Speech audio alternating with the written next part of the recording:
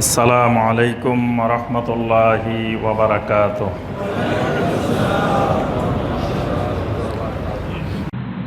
সঠিক তাওহীদবাদী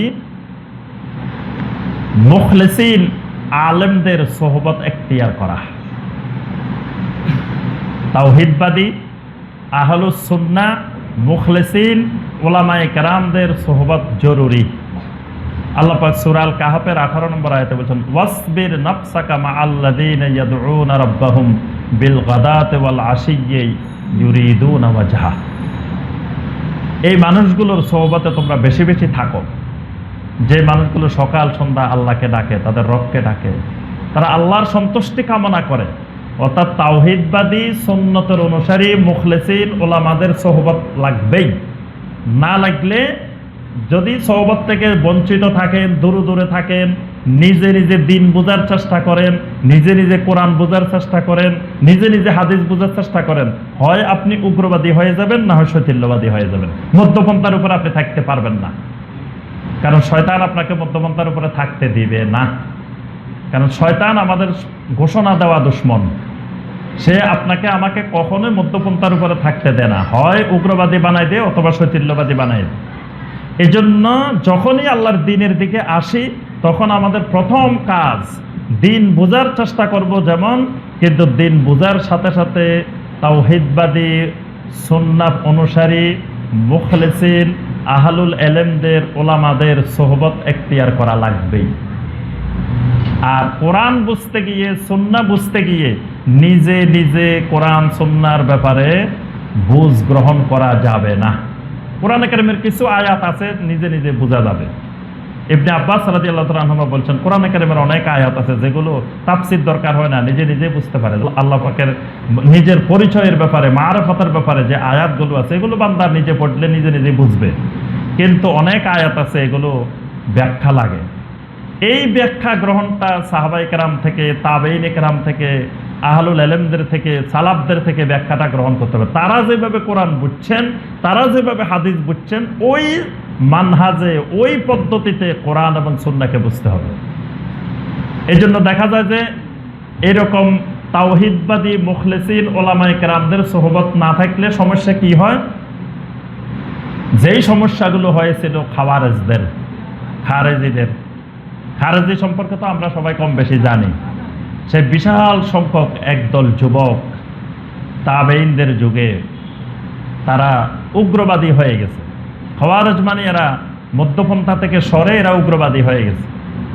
এই উগ্রবাদী কেন হয়েছে? এটার মূল কারণ ছিল তারা সাহাবায়ে কেরামের সোহবত থেকে দূরে দূরে ছিল। নিজে নিজে কোরআন বুঝছে, নিজে নিজে হাদিস বুঝছে, নিজে নিজে কোরআন হাদিস বুঝতে গিয়ে তারা উগ্রবাদী হয়ে গেছে। এই জন্য দেখবেন নিজে নিজে দিন চর্চা করতে গিয়ে কেউ কেউ দেখা যায় নবী সাল্লাল্লাহু আলাইহি সাল্লামের হাদিসকে অস্বীকার করে বসে থাকে। মানে নিজে নিজে দিন বুঝতে যায়, এক সময় গিয়ে তিনি মনে করেন যে কোরআনেই তো সব আছে, আর হাদিসের কি দরকার। আবার সংশয়বাদীরা তাদের ভিতরে অনেক কিছু ঢুকায়, তার মধ্যে একটা ঢুকায় হাদিসের মধ্যে তো অনেক ভেজাল আছে, জাল হাদিস আছে, কোরআনের মধ্যে তো কোনো ভেজাল নাই, তাহলে কোরআন মেনে চললেই তো হয়। এই বিচ্যুতির ক্ষেত্রে, মানে মধ্যপন্থা থেকে বিচ্যুতি ঘটানোর জন্য শয়তান অনেকগুলো ফতোয়া তৈরি করে। তার মধ্যে অন্যতম একটি ফতোয়া হলো এটা। এবং বর্তমানে অনেক ভাই আমরা দেখি এই ফিতনার মধ্যে আক্রান্ত। অর্থাৎ মধ্যপন্থা, কোরআন সুন্নাহ বোঝার ক্ষেত্রে যে মধ্যপন্থা, সে মধ্যপন্থা থেকে সরে গেছে। কেউ মানে নিজে নিজে কোরআন বুঝতেছে, হাদিস অস্বীকার করতেছে। কেউ কেউ সম্পূর্ণ হাদিসকে অস্বীকার করতেছে না, হাদিসকে আকলের সাথে মিলাইতেছেন। আকলের সাথে মিললে ওই হাদিস গ্রহণ করা হবে, আকলের সাথে না মিললে গ্রহণ করা হবে না। এটা আহলুস সুন্নাহ ওয়াল জামাতের নীতিমালা না। আহলুস সুন্নাহ ওয়াল জামাতটাই মধ্যপন্থা, আমরা আকীদার ক্ষেত্রে বলছি। সুতরাং আহলুস সুন্নাহ ওয়াল জামাতের নীতিমালা থেকে সরে যাওয়া মানে আমি মধ্যপন্থা থেকে সরে গিয়ে নিজে নিজে আলাদা আরেকটা রাস্তা তৈরি করে নিচ্ছি। তাহলে আপনার মধ্যপন্থা থেকে সরলে কি কি সমস্যা হবে? বড় সমস্যা হলো আল গুলু, গুলু তৈরি হবে। গুলু কি রকম? যেমন খাওয়ারিজরা যেভাবে গুলু করছিল, খারেজিরা যেভাবে গুলু করছে। খারেজিরা গুলু করছে কেমনে? কয়েকটা পয়েন্ট মনে রাখবেন। খারেজিদের বিশাল আলোচনা, তা আমি সংক্ষেপে বলবো, যেহেতু যারা উগ্রবাদী হয়েছে, যুগে যুগে চরমপন্থী হয়েছে, মধ্যপন্থা থেকে সরে গেছে, এদের মধ্যে সবচেয়ে মারাত্মক ফেরকা হলো খারেজি এবং শিয়া।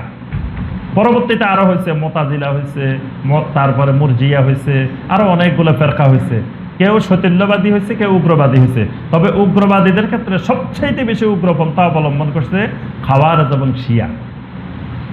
খারেজিদের উগ্রপন্থা কেমনে হয়েছে, কিভাবে তৈরি হয়েছে, তিনটা জিনিস মনে রাখবেন। মানে এরা, এই যুবকগুলো এত মুখলেস, এত আমলদার, এত আল্লাহওয়ালা, কিন্তু এরা মধ্যপন্থা থেকে সরে উগ্রবাদী হয়ে গেছে। এমনকি আলী রাদিয়াল্লাহু তাআলা আনহুর বিরুদ্ধে যুদ্ধ করতে যখন আসছে, একজন এসে আলী রাদিয়াল্লাহু তাআলা আনহুকে বলছেন, আলী, এরা কি কাফের? এই যুবকগুলা কি কাফের? আলী রাদিয়াল্লাহু তাআলা আনহু বলছেন, না, এরা কাফের না, বরং কাফের কুফরি থেকে বাঁচার জন্য এরা আমার বিরুদ্ধে যুদ্ধ করতে আসছে। কথাটা বুঝতে পারছেন? মানে হেরা আলী রাদিয়াল্লাহু তাআলা আনহুকে কাফের ফতোয়া দিচ্ছে, দিয়ে আলী রাদিয়াল্লাহু তাআলা আনহুর বিরুদ্ধে যুদ্ধ করতে আসছে। আলী রাদিয়াল্লাহু তাআলা আনহুকে বলতেছেন, না না, তারা কাফের হয় কেমনে? তারা কুফরি থেকে বাঁচার জন্য তো আমার বিরুদ্ধে যুদ্ধ করতে আসছে, আবার তারা কাফের হয় কেমনে? এরপরে বলছে, আচ্ছা, তারা কি মুনাফিক? তাদেরকে কি আমরা মুনাফিক বলবো? আলী রাদিয়াল্লাহু তাআলা আনহু বলছেন, শুনেন, মুনাফিকের বৈশিষ্ট্য হইল লা ইয়াযকুরুনাল্লাহা ইল্লা কলিলা। মুনাফিকেরা বেশি আল্লাহর জিকির করে না, কিন্তু এরা রাত দিন 24 ঘন্টা আল্লাহর জিকির করে। আপনি এদেরকে মুনাফিক বলবেন কিভাবে? তাহলে দেখেন এরা কেমন আমলদার যুবকগুলো, কিন্তু মধ্যপন্থা থেকে সরে তারা উগ্রবাদী হয়ে গেছে, দিনের সঠিক রাস্তা থেকে সরে গেছে। এত জিকিরকারী, এত আমলকারী, এত ইবাদতকারী, কিন্তু মধ্যপন্থা থেকে বিচ্যুত হয়ে গেছে। বিচ্যুত হওয়ার জন্য তারা প্রথমে তিনটা পন্থা তাদের মধ্যে তৈরি হয়েছে, যেগুলো আহলুল ইলমদের, সাহাবায়ে কেরামদের সোহবত বঞ্চিত হওয়ার কারণে এই পন্থাগুলো তাদের মধ্যে তৈরি হয়েছে। এক নম্বর পন্থা হইল তারা কুফরির সীমানা বাড়াইছে। 2 নম্বর, তারা ইমানের সীমানা বাড়াইছে। 3 নম্বর, যেহেতু এইটা সেহেতু এইটা, এই সূত্রের আবিষ্কার করছে। আমার কথাটা বুঝতে পারছেন? তিনটা জিনিস বলছি, মনে রাখবেন। 1 নম্বর হলো কুফরির সীমানা বাড়াইছে, 2 নম্বর হলো ইমানের সীমানা বাড়াইছে, 3 নম্বর হলো যেহেতু এটা সেহেতু এটা। তিনটা জিনিস বাড়াইছে।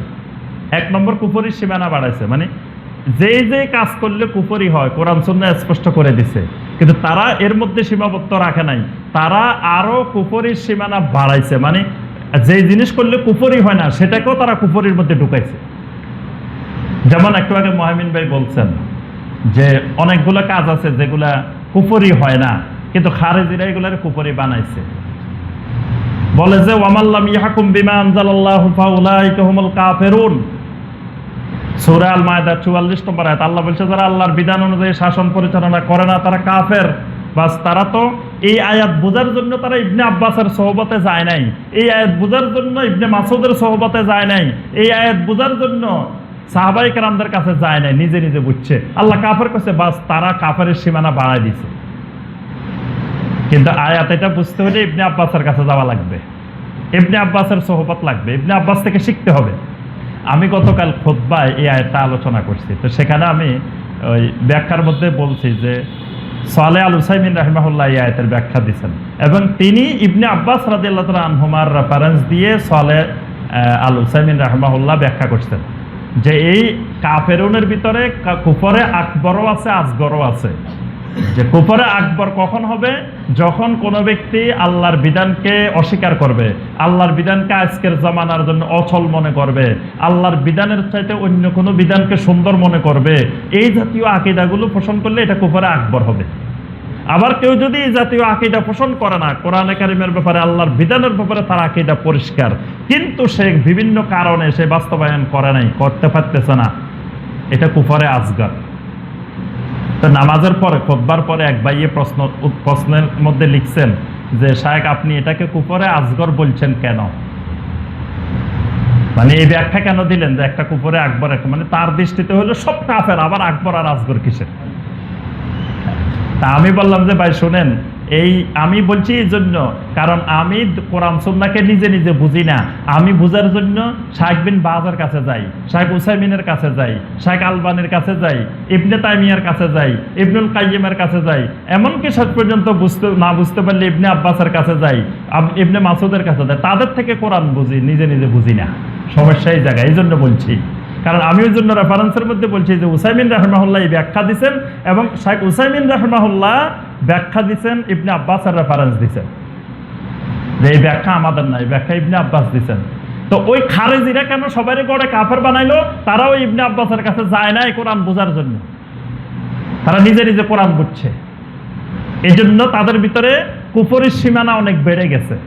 কারণ তারা তো কুফরির সীমানা কোনটা কোনটা কুফরি এটা বোঝার জন্য যে আলেমদের কাছে যাইতে হবে, তারা তো আলেমদের কাছে যায় নাই, না গিয়ে তারা নিজেরা কুফরি সীমানা বাড়াইতেছে। বাস এটা করলে কাফের, এটা করছে কাফের, এটা করছে কাফের। তাহলে এক নম্বরে তারা কি করছে? কুফরি সীমানা বাড়াইছে। দুই নম্বরে কি করছে? দুই নম্বরে তারা ইমানের সীমানা বাড়াইছে। যেটা ইমান না সেটারও ইমানের মধ্যে ঢুকাইছে। যেমন দেখবেন আজকের জামানায় কিছু মানুষ ইমান আর কাফের নির্ধারণ করে মিলাদ কিয়াম দিয়ে, কয় মিলাদ কিয়াম করলে ইমান আছে, মিলাদ কিয়াম না করলে ইমান নাই। যে রাসূল সাল্লাল্লাহু আলাইহি সাল্লামকে হাজির নাজির বিশ্বাস করবে তার ইমান আছে, যে বিশ্বাস করবে না তার ইমান নাই। নবী সাল্লাল্লাহু আলাইহি সাল্লামকে ইলমে গায়েব জানে বিশ্বাস করলে ইমান আছে, ইলমে গায়েব জানা না বিশ্বাস করলে ইমান নাই। অথচ এগুলো ইমানের কোনো বিষয় না। মানে দীর্ঘ নবী সাল্লাল্লাহু আলাইহি সাল্লামের পরে 500 বছর পর্যন্ত আকীদার যত কিতাব, কোন কিতাবে ইমাম আবু হানিফা রাহিমাহুল্লাহ কিতাব লিখছেন, যুগে যুগে আরো আকীদার অনেক কিতাব লিখছেন, কোন কিতাবের মধ্যে এটা পাবেন না যে নবী সাল্লাল্লাহু আলাইহি সাল্লাম নূরের তৈরি না মাটির তৈরি, এই আলোচনা আছে। দীর্ঘ 500 হিজরি পর্যন্ত যত আকীদার কিতাব লেখা হয়েছে, কোন কিতাবের মধ্যে নবী সাল্লাল্লাহু আলাইহি সাল্লাম মাটির তৈরি না নূরের তৈরি এই আলোচনায় নাই, প্রসঙ্গই নাই। তার অর্থ হলো তাদের কাছে এটা আকীদার বিষয় ছিল না, ইমানের বিষয় ছিল না। পরবর্তীতে এনে এটাকে ইমানের বিষয় বানানো হয়েছে। এখন কেউ নবী সাল্লাল্লাহু আলাইহি সাল্লামকে নূরের তৈরি মনে করলে তার ইমানদার, না মনে করলে কি কাফের। এরকম একটা শ্রেণী আছে না? এইরকম উগ্রপন্থী যারা হয়েছে খারেজি, তারা ইমানের সীমানা বাড়াইছে, নিজে নিজে ইমানের সীমানা বাড়াই ফেলছে, বাড়াই বাস এই এর মধ্যে এটা নাই এ কাফের, এর মধ্যে এটা নাই এ কাফের। 3 নম্বর হলো যেহেতু এটা সেহেতু এটা। এটা কিরকম? তারা অঙ্ক করে। অঙ্ক করে কিরকম? সময় কম, বলতে পারতেছি না। দেখবেন আমাদের দেশে এক একজন এক একটা ডিলারশিপ নিয়ে বসে আছে, এক একজনে এক একটা ডিলারশিপ নিছে ইসলামের। একটা গ্রুপ আছে এশকে রাসূলের, মহব্বতে রাসূলের ডিলারশিপ নিছে তারা। মানে নবী সাল্লাল্লাহু আলাইহি সাল্লামকে মহব্বতের নমুনাটা হইল আপনি তাদের তৈরি প্রোডাক্ট যখন ব্যবহার করবেন আপনার মধ্যে রাসূলের মহব্বত আছে, তাদের তৈরি প্রোডাক্টের বিরোধিতা করবেন আপনার মধ্যে মহব্বত নাই, আপনি গোস্তাখে রাসূল। মানে রাসূলের মহব্বতের ডিলারশিপটা তারা নিছে। আর কথাকে বুঝাইতে পারছি? ধরেন মিলাদুন নবী সাল্লাল্লাহু আলাইহি সাল্লামকে আজ পর্যন্ত পৃথিবীর কোনো আলেম অস্বীকার করেন নাই। আমি এখনো কোনো আলেম পাই নাই যিনি মিলাদুন নবী মানে না, মিলাদুন নবী অস্বীকার করে, এরকম আলেম আল্লাহর জমিনে নাই। কিন্তু মিলাদুন নবী সাল্লাল্লাহু আলাইহি সাল্লামের নামে কিছু প্রোডাক্ট সুন্দর করি, কিছু গান, কিছু কবিতা, কিছু কসিদা, কিছু জিনিস রং মিশাই একটা প্রোডাক্ট বানানো হয়েছে, বানাই এটা বাজারে ছেড়ে দেওয়া হয়েছে। এটা হলো কিছু লোকের বানানো জিনিস। এই বানানো জিনিসটার যখন আপনি বিরোধিতা করবেন, আপনি মিলাদুন নবীর বিরোধিতা করতেছেন না, বিরোধিতা করতেছেন কিসের? মানুষের তৈরি করা কিছু ইবাদতের নামে, মিলাদুন নবী সাল্লাল্লাহু আলাইহি সাল্লামের নামে কিছু বেদাতি প্রোডাক্ট বাজারে ছেড়ে দেওয়া হয়েছে। আপনি ওই প্রোডাক্টটার বিরোধিতা করতেছেন, মিলাদুন নবীর বিরোধিতা না। কিন্তু সে বানাইলো কি, যে যখনই আপনি ওই প্রোডাক্টের বিরোধিতা করবেন, দেখো এগুলা সব মিলাদুন নবীর বিরোধী, এগুলা সব ওহাবি, গোস্তাখে রাসূল। মানে সে ওই রাসূল সাল্লাল্লাহু আলাইহি সাল্লামের মহব্বতের ডিলারশিপ নিয়ে বসছে। এখন সে আপনাকে ফতোয়া দিবে কি, এই জায়গায় মিলাদুন নবীর মাহফিল হচ্ছিল, সব মানুষ মিলাদ পড়তে পড়তে দাঁড়াই গেছে, অমুক অমুক দাঁড়ায় নাই, ধরেন 5 জন দাঁড়ায় নাই, আরগুলা দাঁড়ায় গেছে। তো নবী সাল্লাল্লাহু আলাইহি সাল্লামকে তাজিম করা ফরজ। নবী সাল্লাল্লাহু আলাইহি সাল্লামের প্রতি তাজিম না থাকলে তার ঈমান নাই। যেহেতু এই 5 জন দাঁড়ায় নাই, সেহেতু এই 5 জনের ঈমান নাই। কথাটা বুঝতে পারছেন? নবী সাল্লাল্লাহু আলাইহি সাল্লামের তাজিম ফরজ, কথাটা ঠিক আছে, নবী সাল্লাল্লাহু আলাইহি সাল্লামের তাজিম না থাকলে, মহব্বত না থাকলে তার ঈমান নাই, কথাটাও ঠিক আছে, দুটোই ঠিক আছে। তা আমরা এখানে এত মানুষ দাঁড়াইছি, কেন দাঁড়াইছি? রাসূলকে তাজিম করার জন্য, রাসূলকে সম্মান জানানোর জন্য। এই 5 জন দাঁড়ায় নাই, সেহেতু এই 5 জনের ঈমান নাই, এই 5 জন কাফের হয়ে গেছে। যেহেতু এটা করে নাই, সেহেতু সে কাফের হয়ে গেছে। এইভাবে লক্ষ লক্ষ মানুষকে খারেজিরা কাফের বানাইছে, এরকম সূত্র দিয়ে দিয়ে। তারপরে দেখবেন কেউ কেউ কেউ আছে সমাজে, তারা একামতে দ্বীনের লিডারশিপ নিয়ে বসে আছেন, একামতে দ্বীনের বিরোধিতা করে। এরকম মানুষ, এরকম আলেম আল্লাহর জমিনে এখনো আমি কাউকে খুঁজে পাই নাই। সবাই একামতে দ্বীনের পক্ষের মানুষ, কিন্তু একামতে দ্বীনের নামে আপনি যে পদ্ধতিটা বানাইছেন, এই পদ্ধতির সাথে অনেকে একমত না। তা আপনার এই পদ্ধতির বিরোধিতা করা মানে তিনি একামতে দ্বীনের বিরোধী না। কিন্তু দেখবেন যখনই আপনি ওই পদ্ধতিটার বিরোধিতা করবেন, তখন বলবে যে এই লোক একামতে দ্বীনের বিরোধী লোক, এই লোক একামতে দ্বীনে অস্বীকার করে, একামতে দ্বীনে মানে না। বা যেহেতু একামতে দ্বীন মানে না, এই লোক ঈমানের উপরে নাই, যেহেতু মানে না সেহেতু এই বাস। অথচ এই লোক একামতে দ্বীনের বিরোধী না, এই লোক আমার একামতে দ্বীনের নামে যে পদ্ধতি বানাইছি ওই পদ্ধতির বিরোধী। এইভাবে দেখবেন সমাজে এক একজন এক একটা ডিলারশিপ নিয়ে বসে আছে। আপনি ওই প্রোডাক্টের বিরোধিতা করলে আপনাকে হয় কাফের, না হয় গোস্তাকে রাসূল, না হয় এই সেই অনেক কিছু বানাই দেওয়া হয়। এটা খাওয়ারদের পদ্ধতি, এটা উগ্রবাদী পদ্ধতি। তাহলে এই 3 জিনিসের মাধ্যমে উগ্রতা তৈরি হয়েছে। আচ্ছা, এবার আসেন, উগ্রতাটা তারা প্রয়োগ করছে কোন মাধ্যমে? 3টা মাধ্যমে তারা প্রয়োগ করছে এই খাওয়ারেজরা। একটা মাধ্যম হলো তাকফিরের মাধ্যমে, একটা মাধ্যম হলো জিহাদের মাধ্যমে, আর একটা মাধ্যম হলো খেলাফতের মাধ্যমে, রাষ্ট্রের মাধ্যমে। একটা হলো তাকফির। তাকফিরের ব্যাপারে আমাদের ভাই একটু আগে আলোচনা করছেন আপনাদের সামনে। মানে তারা গড়ে সবাইরে কাফের বানাইছে, কোনো সাহাবীরে বাদ দেয় না কাফের বানাইতে। আবু বকর রাদিয়াল্লাহু তাআলার মতো সাহাবীরেও তারা কাফের বানাইছে, ওমর রাদিয়াল্লাহু তাআলার মতো সাহাবীরেও তারা কাফের বানাইছে, অনেককে তারা কাফের বানাইছে। তারপরে এভাবে তাকফিরের সীমানা চতুর্দিকে এই বিষ বাষ্প ছড়াইছে। 2 নম্বরে জিহাদের ব্যাপারে তারা সবচেয়ে বেশি উগ্রবাদী হয়েছে। জিহাদের ব্যাপারে উগ্রবাদী হয়েছে কেমনে?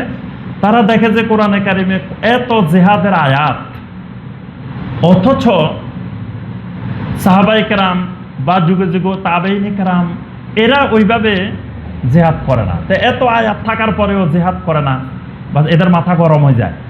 কারণ এরা তো নিজে নিজে দিন বুঝে, কোন আয়াতে জিহাদের কি অর্থ, কোন আয়াতে কখন জিহাদ করতে বলা হয়েছে, এটা বুঝতে হলে তো ওই ইবনে আব্বাসের কাছে সাহাবায়ে কেরামের সোহবতে যাইতে হবে। সে তো আর সোহবতে যায় না, সে নিজে নিজে বুঝতেছে দিন। এখন সে এক সময় উগ্রবাদী হয়ে সে কি করে নিজে নিজে জিহাদ বোঝা শুরু করছে। দেখো কোরআনে এত আয়াত, অথচ এরা জিহাদ করে না, কোরআনের এত আয়াতের উপর আমল করে না, এরা দরবারি হয়ে গেছে, এরা মনে হয় ইহুদিদের এজেন্ট হয়ে গেছে, এরা মনে হয় ইয়া হয়ে গেছে, বিভিন্ন রকমের কথা। কারণ কি? এত জিহাদের আয়াত, জিহাদ করে না কেন?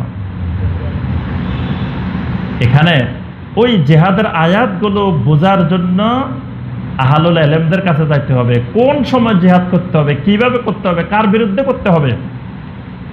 জিহাদ করতে হবে কার বিরুদ্ধে বলেন তো দেখি সংক্ষেপে। হ্যাঁ, কে কইছে কাফেরের বিরুদ্ধে? কাফেরের বিরুদ্ধে জিহাদ করতে হয়, এই কথা কে কইছে? জিহাদ করতে হয় শত্রুর বিরুদ্ধে। কার বিরুদ্ধে? দোস্ত দোস্ত কোনোদিন জিহাদ হয় না, বন্ধুয়ে বন্ধুয়ে কোনোদিন, বন্ধু বন্ধু মারামারি হয়, বন্ধু বন্ধু সংঘর্ষ হয়, সংঘর্ষটা হবে শত্রুর বিরুদ্ধে। তাহলে শত্রু কি খালি আমাদের কাফের না, আরো শত্রু আছে? তো বাকিদের বিরুদ্ধে জিহাদ করা লাগবে না? ইমাম ইবনুল কাইয়িম রাহিমাহুল্লাহর বিস্তারিত বিবরণ আছে মারাতিবুল জিহাদ, জাহাদুল মাআদের মধ্যে বিস্তারিত আলোচনা করছেন যে আমাকে আপনাকে একজন মুমিনকে যারা জাহান্নামমুখী করে এরা সবাই আমাদের দুশমন।